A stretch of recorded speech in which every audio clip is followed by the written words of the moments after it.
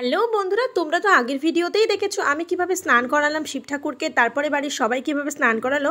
এইবার আসি সেদিনকার সন্ধ্যাবেলার ঘটনা। মা সেদিন একাই লুচি, আলুর দম আর ছোলার ডাল রান্না করেছিল। আমি সন্ধ্যাবেলা রেডি হয়েছিলাম। আমি, ছোট বোনু, মা আর দুই কাকিমণি মিলে যাব নীলবাতি দিতে। আমরা সেখানে গিয়েই দেখি অর্ধেক লোকের নীলবাতি দেওয়া কমপ্লিট আর পুজোও শুরু হয়ে গেছে।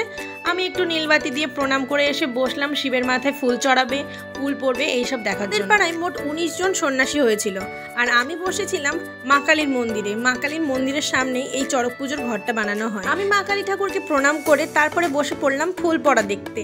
খুব মজা লাগে এই সময়টায়, কখন ফুল পড়বে সবাই শিব ঠাকুরকে খুব মন দিয়ে ডাকে, তাই জন্য আমিও খুব রেডি হয়ে বসে পড়েছি দেখার জন্য। আমি বাবার মুখে শুনেছি বাবারা যখন সন্ন্যাসী হতো তখন এখানে আরও অনেক লোকজন হতো, মেলা বসতো, প্রচুর লোকজন হতো। সে যাই হোক, এখন সেসব কিছুই নেই, এখন খুব কম লোকজন হয়। তারপরেই ঠাকুরমশাই শিব ঠাকুরের মাথায় ফুল চড়িয়ে দিয়েছেন আর এই সন্ন্যাসী বাবার চেলারা মন প্রাণ দিয়ে বাবাকে ডাকছে। জানি না এর মধ্যে কে কজন খেয়ে আছে, তার জন্য ফুল পড়তে প্রচুর সময় লেগেছে, প্রায় ঘন্টাখানেক সময় লেগেছে। তারপরে এই ফুলটা বেঁকে ঘুরে গিয়ে তারপরে পড়েছে। একটা ফুল পড়তেই প্রায় 1.5 ঘন্টা সময় লেগে গেছিলো। তার জন্য ঠাকুরমশাই আর সাহস পাননি পরের ফুলটা চাপানোর জন্যে।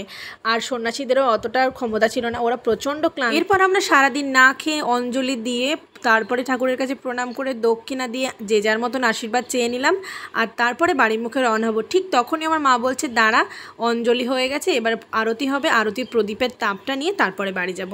সঙ্গে সঙ্গে আমি মার কথা মতো আরতির প্রদীপের তাপটা নিলাম।